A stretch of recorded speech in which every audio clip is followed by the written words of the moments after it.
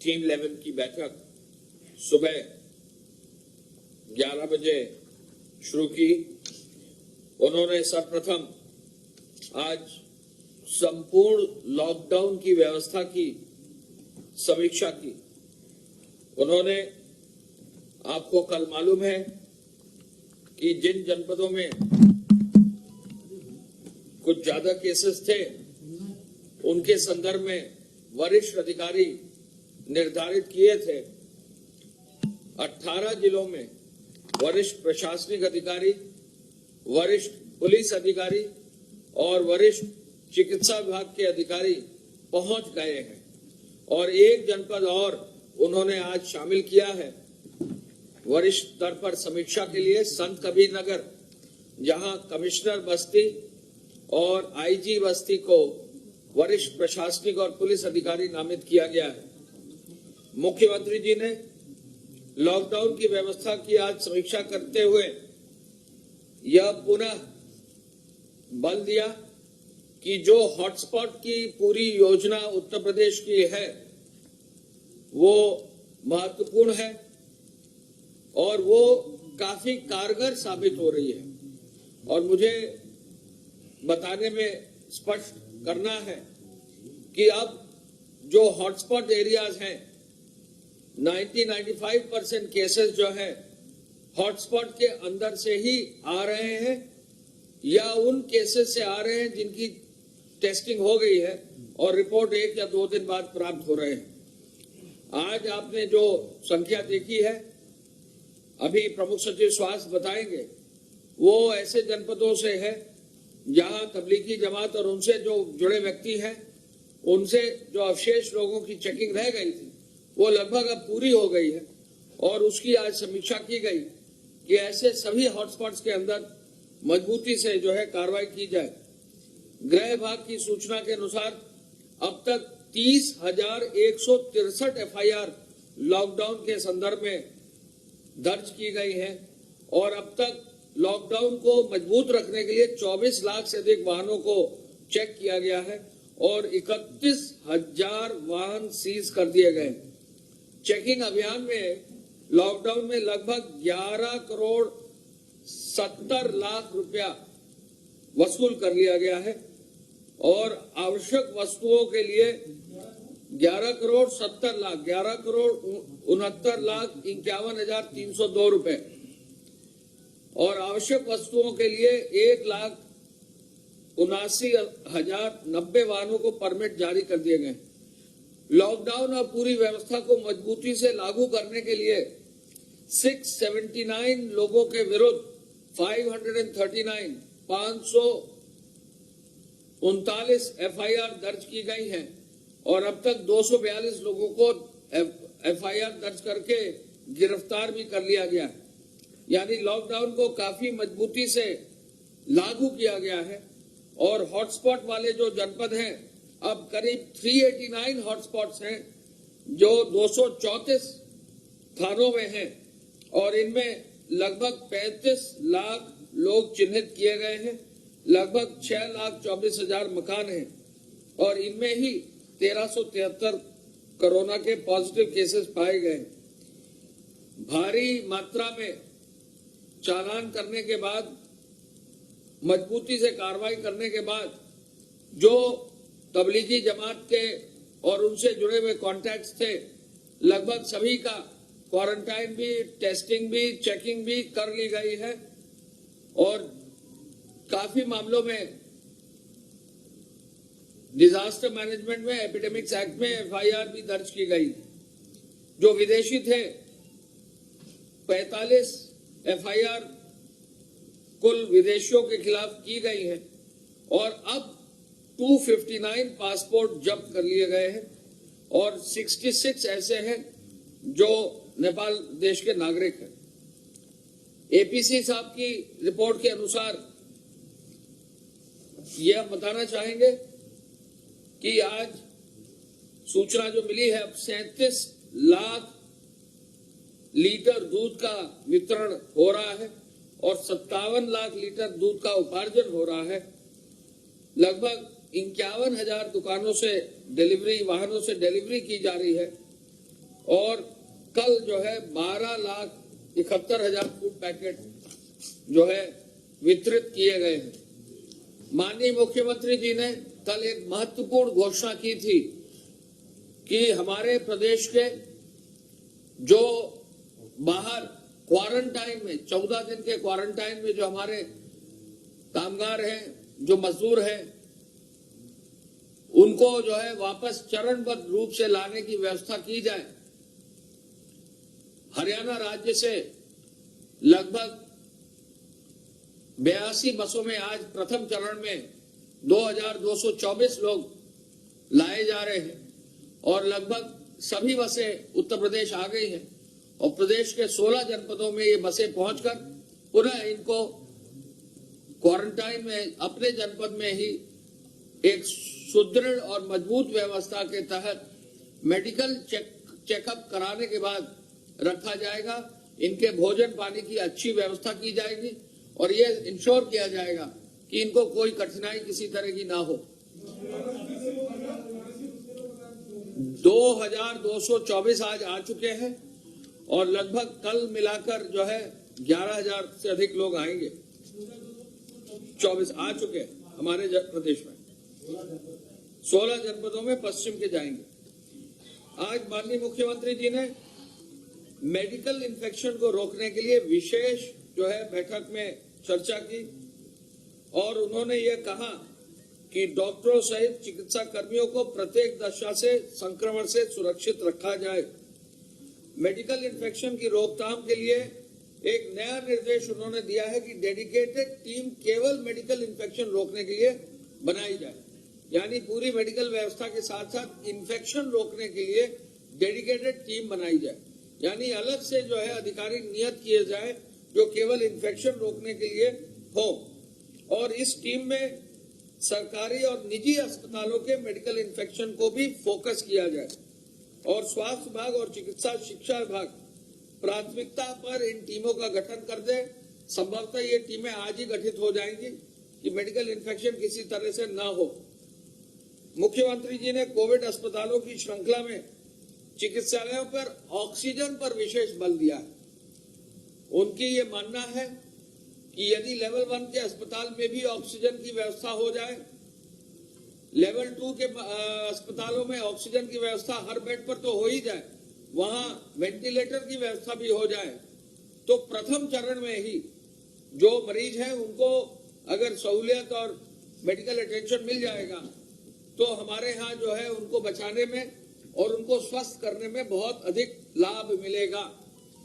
उनका पूरा मुख्यमंत्री जी का ये पूरा बल है कि जो हमारे हाई लेवल के लेवल 3 के अस्पताल है उससे पहले ही लेवल 1 और लेवल 1 एसोसिएटेड अस्पताल, उनके सभी विद्यार्थियों की ट्रेनिंग और साथ साथ आयुष के चिकित्सकों की भी ट्रेनिंग करा दी जाए, जिससे इसमें जो वृद्धि होगी, बेड्स की संख्या में वृद्धि होगी, हम आगे कभी भी मजबूती से जो है अपने प्रदेश में इलाज की व्यवस्था को समयबद्ध रूप से सुनिश्चित कर लेंगे।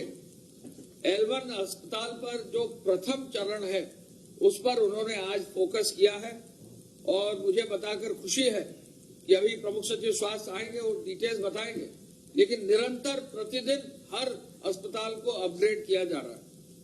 मुख्यमंत्री जी ने पेट्रोलिंग भी बढ़ाने की आदेश दिया है, सोशल डिस्टेंसिंग को भी मजबूती से रखने के लिए आदेश दिया है और ये कहा है कि हाल फिलहाल कोई भी सोशल फंक्शंस आयोजित न किया जाए।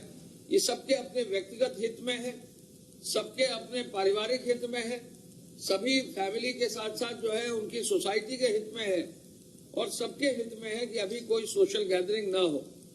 तो उन्होंने यही कहा है कि हर हालत में कोई भी सोशल गैदरिंग ना हो और सोशल डिस्टेंसिंग जरूर मेंटेन किया जाए। सोशल मीडिया पर भी विशेष रूप से नजर रखने का उन्होंने निर्देश दिया है। सप्लाई चेन के जुड़े हुए व्यक्तियों को भी टेस्ट किया जाए। यदि क्वारंटाइन सेंटर में, शेल्टर होम में और कहीं भी फील्ड में लोग हैं, वो भी जो कार्य कर रहे हैं उनको भी चेक किया जाए और यदि कोई मेडिकल टीम के साथ पुलिस टीम है तो उनको भी जो है सोशल डिस्टेंसिंग मेंटेन करके उनको भी सुरक्षा के जो मानक के अनुसार पीपी आदि दिलाया जाए और उनको भी जो है सुरक्षित रखा जाए, ये निर्देश दिया है। माननीय मुख्यमंत्री जी ने यह भी कहा है कि जो शेल्टर होम और क्वारंटाइन सेंटर है उसके बाद जब होम क्वारंटाइन में लोग जा रहे हैं तो भी वो अपने राशन का किट यानी पूरा राशन का सामान लेकर जाएं और 1000 रुपए की जो भत्ता है वो धनराशि भी उनको मिल जाए, यह सुनिश्चित किया जाए। उन्होंने यह भी निर्देशित किया है कि जो ये हमारे प्रवासी श्रमिक और रोजगार बाहर जो प्राप्त कर रहे थे, ये जो आ रहे हैं हमारे जनपदों में, इनको और आगे रोजगार के लिए विशेष रूप से आगे बढ़ाया जाए।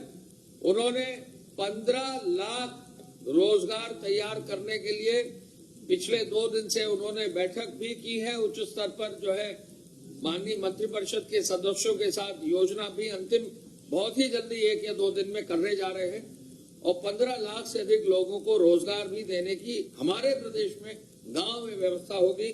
उन्होंने आज ये भी निर्देशित किया पंचायत राज के प्रमुख सचिव को कि ग्राम प्रधानों के माध्यम से मनरेगा के जो कार्य हैं, जो गांव के कार्य हैं, उनको और आगे बढ़ाया जाए, जिससे कि जो गांव में मजदूर उपलब्ध है उनको हम जो है रोजगार भी दे सके।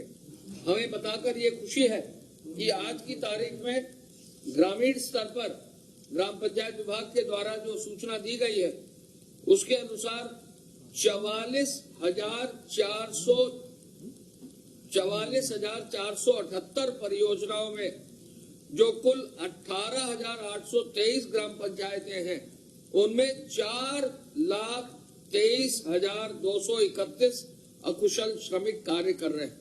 मुख्यमंत्री जी ने आज इसकी समीक्षा की है।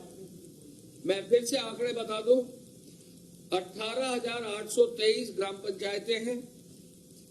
इन ग्राम पंचायतों में 44,478 परियोजना है, प्रोजेक्ट है, योजना है और उनमें 4,23,231 श्रमिक अब कार्य कर रहे हैं और अब तक 51,919 कार्य मस्टर रोल के प्रारंभ कर दिए गए। यानी बहुत बड़ा कार्य ग्राम पंचायतों में हो रहा है। हर गांव में अब काम करने के शुरू करने का निर्देश दिया गया। हम ये भी आपको बता दें कि जो हमारे सिंचाई विभाग है उसकी 63 परियोजनाओं में 140 करोड़ के कार्य अब शुरू हो गए और अब आपको जानकर खुशी होगी कि पीडब्ल्यूडी विभाग में 173 परियोजनाओं में जिनकी कुल लागत 11,469 करोड़ रुपया है, यानी 11,469 करोड़ रुपीस है, वो कार्य भी पीडब्ल्यूडी के शुरू हो गए।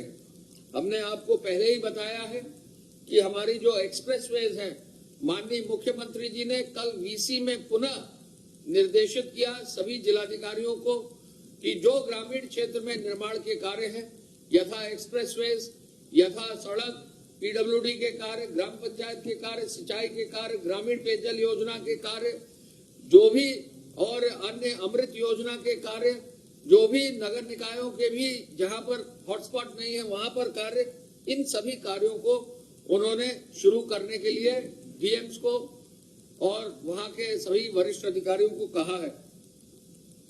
उद्योग विभाग की सूचना के अनुसार अब तक 27,78,000 श्रमिकों को, नगरीय श्रमिकों को, निर्माण कार्य के श्रमिकों को, ग्रामीण क्षेत्र के निराश्रित व्यक्तियों को कुल 280 करोड़ रुपया भी अब वितरित कर दिया गया है। और ये भी हमको बताकर खुशी है कि आईटी डिपार्टमेंट ने अब सभी ग्रामीण क्षेत्र में लोगों के कार्यों के लिए, इंफॉर्मेशन के लिए, फॉर्म भरने के लिए, विभिन्न योजनाओं में अपना लाभ लेने के लिए, और मैं अपील करना चाहूंगा कि ग्रामीण क्षेत्र में जहां यदि कोई भी व्यक्ति किसी भी सरकारी योजना में लाभ अगर लेना चाहता है तो 30,123 सर्विस सेंटर यानी कॉमन सर्विस सेंटर खुल गए हैं, जन सुविधा केंद्र, उनसे वो लाभ ले सकते हैं। चीनी मिलों के माध्यम से बहुत तेजी से कार्य हुआ है और ये पहला वर्ष है जब गन्ना कटाई में कहीं मजदूरों की कमी नहीं आई है। ये पहला वर्ष है जब गेहूं की कटाई में कहीं भी दिक्कत नहीं आई है। ये पहला वर्ष है जब ग्रामीण क्षेत्र में गेहूं की कटाई में मशीनों की भी कमी नहीं होने दी गई है। और ये पहला वर्ष है जहां एक एक चीज किसानों के लिए बीज, खाद और जो है कृषि रक्षा उपकरण जो है उनको उपलब्ध कराया गया है। मैं ये भी बताना चाहूंगा कि अब हमारे जो एक्सप्रेसवेज हैं उनमें करीब करीब 10,000 मजदूर तीनों एक्सप्रेसवेज में कार्य कर रहे हैं। यूपीडा के पूर्वांचल एक्सप्रेसवे में 4,975, बुंदेलखंड एक्सप्रेसवे में 4,481 और गोरखपुर लिंक एक्सप्रेसवे में 488 श्रमिक अब कार्य कर रहे हैं। और कुल मिलाकर कम से कम 3,000 मशीनें जो हैं हमारी तीनों एक्सप्रेसवेज में अब कार्य करना शुरू कर दिया है। लघु सिंचाई विभाग में भी डैम और तालाब के कार्य शुरू करने का माननीय मुख्यमंत्री जी ने निर्देशित आज किया है और उन्होंने आदेश दिए हैं कि जहां गांव में छोटे छोटे तालाब हैं, वर्षा से पहले उन पर भी काम हो, चेक डैम के कार्य हैं उन पर भी काम हो, उसका भी निर्देश उन्होंने अब जारी किया है और अब विभाग भी बहुत तेजी से इन कार्यों को कर रहा है। मैं इस अवसर पर यह भी बताना चाहूंगा कि गेहूं क्रय केंद्रों के माध्यम से अब तक 30 लाख क्विंटल गेहूं की खरीद हो गई है और लगभग 60 से 70% गेहूं जो है डोर स्टेप डिलीवरी से लिया जा रहा है। ये भी पहली बार प्रदेश में हुआ है कि गेहूं खरीद जो है गांव में किसान के घर पर, द्वार पर खरीदा गया है। तो 30 लाख से अधिक क्विंटल गेहूं जो है खरीदा गया है। मेरे सहयोगी प्रमुख सचिव स्वास्थ्य साहब आ गए हैं, वो कृपया अपनी ओर से पूरा विवरण देंगे, लेकिन हम ये जरूर बताना चाहेंगे कि हमारे यहाँ ये जो पूरी संपूर्ण लॉकडाउन की जो हॉटस्पॉट की जो स्कीम है, जो अन्य देशों में इसको फॉलो किया गया है, इससे निश्चय ही बहुत हद तक जो है कोविड और कोविड के स्प्रेड को नियंत्रित किया गया है। अब जो ये सीनियर ऑफिसर्स गए हैं फील्ड में, और मजबूती से काम होगा, हॉटस्पॉट पर और मजबूती से काम होगा। प्रमुख सचिव स्वास्थ्य साहब, एक मिनट जी, एक मिनट। धन्यवाद। प्रदेश में इस समय जो कुल एक्टिव केसेस हैं इन्फेक्शन के, वो हैं 1,504। 57 जिलों से अभी तक कुल 1,778 इन्फेक्शन के प्रकरण सामने आए हैं, 1778, जिनमें से 248 लोग पूर्णतः उपचारित होकर वापस अपने घर जा चुके हैं। 248 पूर्णतः उपचारित होकर डिस्चार्ज हो चुके हैं। 26 लोगों की दुर्भाग्यपूर्ण मृत्यु हुई है। इनमें से लगभग अधिकांश सब के सब किसी न किसी कोमॉर्बिडिटी से या अधिक उम्र के लोग थे। इसीलिए आपके माध्यम से हम लोग बार बार ये अनुरोध कर रहे हैं कि अपने बुजुर्गों को हमें संक्रमण से बचाना है और जो हम आपसे अनुरोध कर रहे हैं उसका हमको नतीजा भी देखने को मिल रहा है। जो हमारा प्रतिशत पहले 60 साल से ऊपर वालों के संक्रमण का 10% से ज्यादा था, वो आज घटकर के 7.93% रह गया है। तो जो आपके माध्यम से हम लोग लगातार अपील कर रहे हैं कि बुजुर्गों को संक्रमण से बचाया जाए, इसका लोगों में मैसेज जा रहा है और लोग इसमें सावधानी बरत रहे हैं। कुल जो सैंपल कल टेस्ट किए गए वो 4,115 सैंपल की कल टेस्टिंग हुई और 3,719 सैंपल कल लैबोरेटरीज में भेजे गए थे। 719 हम लोगों ने, चूंकि बैकलॉग बढ़ गया था, तो हम लोगों ने कुछ जिलों से अनुरोध किया था कि वे थोड़ी कम संख्या में सैंपल भेजे जहां बिल्कुल भी केसेस नहीं है। जिन जिलों में बिल्कुल भी केसेस नहीं है उनसे हमने अनुरोध किया था कि आप थोड़ा कम सैंपल भेजें ताकि जो बैकलॉग बन रहा था वो क्लियर हो सके। तो 57 जिलों में से 10 जिलों में कोई भी एक्टिव इन्फेक्शन आज की तारीख में नहीं है। 18 जिलों में कोई भी इन्फेक्शन शुरू से नहीं आया है। 11 था, लेकिन एक प्रयागराज में फिर से इन्फेक्शन आया है, तो इसलिए 10 जिले ऐसे हैं जो कि जिनमें कोई एक्टिव इन्फेक्शन नहीं है। हम आज आपके माध्यम से जो हमारे डेवलपमेंट पार्टनर्स हैं, जो हमको लगातार कोरोना से हमारी जो लड़ाई है उसमें हमको सहयोग कर रहे हैं, विश्व स्वास्थ्य संगठन WHO, यूनिसेफ और बिल मेलिंडा गेट्स फाउंडेशन, जिनका हमको लगातार सहयोग मिल रहा है, हम उनका धन्यवाद ज्ञापित करना चाहते हैं। और साथ ही जो मेडिकल की टीम जो कोरोना वायरस के जो संक्रमित लोग हैं उनके ट्रीटमेंट में लगी हुई है, उनकी पूरी टीम, जो राजस्व विभाग के लोग हैं, पुलिस के लोग हैं, सैनिटाइजेशन में लगे लोग हैं, इन सबों का हम जो पब्लिक हेल्थ की पूरी कार्रवाई होती है वो हेल्थ डिपार्टमेंट की अकेले की नहीं होती। पब्लिक हेल्थ हमेशा ही एक टीम वर्क है और उसमें सब लोग सहयोग कर रहे हैं। हम उन सबका स्वागत करते हैं, सबका हम धन्यवाद ज्ञापित करते हैं। आज एक माननीय मुख्यमंत्री जी ने हम लोग को विशेष निर्देश ये दिया, जो वो पिछले कुछ दिनों से जिस बात पर उनका बहुत जोर है, कि एक जो बात निकल के आ रही है कि जो हॉस्पिटल से इन्फेक्शन हो रहा है, ये एक इन्फेक्शन का बड़ा सोर्स निकल के आ रहा है। कई जिलों में हॉस्पिटल से इन्फेक्शन फैला है। तो जो हॉस्पिटल्स हैं, चाहे वो सरकारी सेक्टर के हों या प्राइवेट सेक्टर के हों, उनमें इन्फेक्शन प्रिवेंशन प्रोटोकॉल की पूरी तैयारी हो और इन्फेक्शन प्रिवेंशन पर पूरा काम हो, इसके लिए उन्होंने निर्देशित किया था। उसके क्रम में हम लोगों ने आज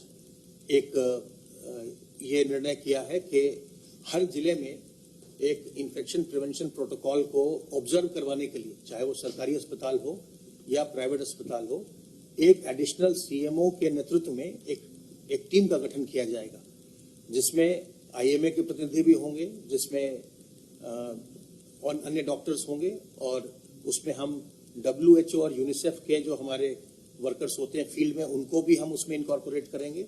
और साथ ही पॉल्यूशन कंट्रोल बोर्ड के भी मेंबर्स को हम लोग जो ऑफिसर होते हैं जिलों में, उनको भी हम रखेंगे, क्योंकि बायोमेडिकल वेस्ट का जो एक बड़ा इम्पोर्टेंट एस्पेक्ट है मेडिकल इन्फेक्शन के मैनेजमेंट में, उसमें उनकी भी भूमिका है। तो एक हम कमिटी कल तक हम लोग उसको फॉर्म कर देंगे, जो कि सभी अस्पतालों में जो भी अस्पताल अपनी इमरजेंसी सेवाएं चला रहे हैं, उनका वो इंस्पेक्शन करेगी और ये सुनिश्चित करेगी कि जो भी मेडिकल इन्फेक्शन को रोकने के लिए जो भी प्रोटोकॉल हैं उनका वो पालन कर रहे हैं।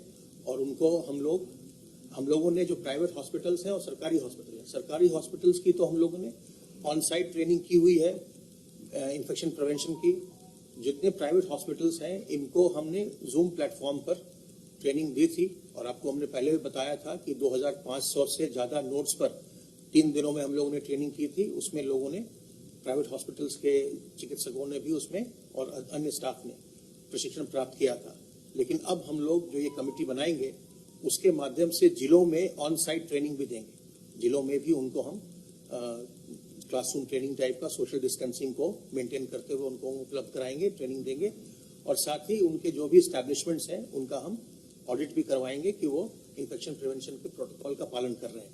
हर एक जो भी हॉस्पिटल होगा, जो भी प्राइवेट हॉस्पिटल या डिस्ट्रिक्ट हॉस्पिटल या सरकारी हॉस्पिटल, हर एक हॉस्पिटल को अपने एक हॉस्पिटल इन्फेक्शन प्रिवेंशन कमेटी बनानी होगी, जिसकी ये जिम्मेदारी होगी कि वो इस चीज को सुनिश्चित करे कि सारे प्रोटोकॉल का पालन किया जा रहा है। आपके माध्यम से एक बार हम फिर सभी लोगों से ये अनुरोध करते हैं कि इस संक्रमण से घबराने की आवश्यकता नहीं है। इस संक्रमण से हमको बचना है और बचाव ही इसका सबसे अच्छा तरीका है। उसके लिए हम अपने हाथ को साबुन पानी से बार बार धोते रहें, हम सोशल डिस्टेंसिंग मेंटेन करें, अपने जब भी हम सार्वजनिक स्थल पर जाएं तो अपने हम चेहरे को कवर करें, मुंह और नाक में हम फेस कवर लगाएं, मास्क लगाएं, गमछा बांधें, जो भी करें।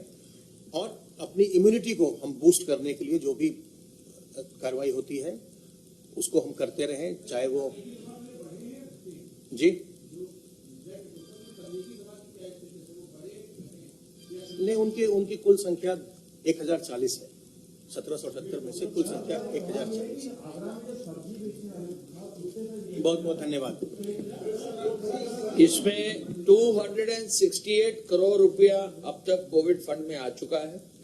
268 करोड़ रुपया कोविड फंड में आ गया है।